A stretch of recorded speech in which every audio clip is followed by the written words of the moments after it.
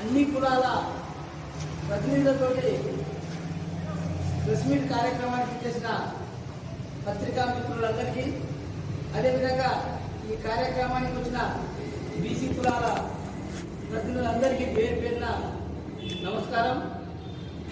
ముఖ్యంగా గత 10-15 రోజుల నుండి చూస్తున్న వార్తలన్నీ మనమందరం గమనించుకుంటూనే వస్తున్నాం. ఈ ప్రభుత్వం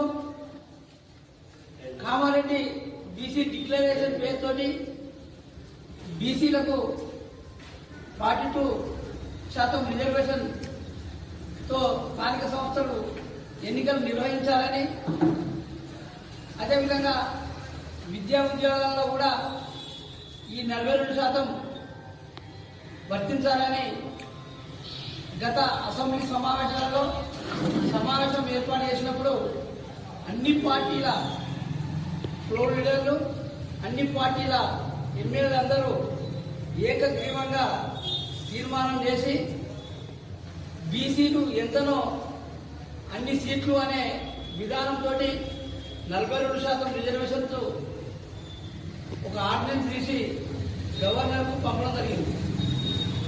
అట్టి ఆర్డినెన్స్ గవర్నర్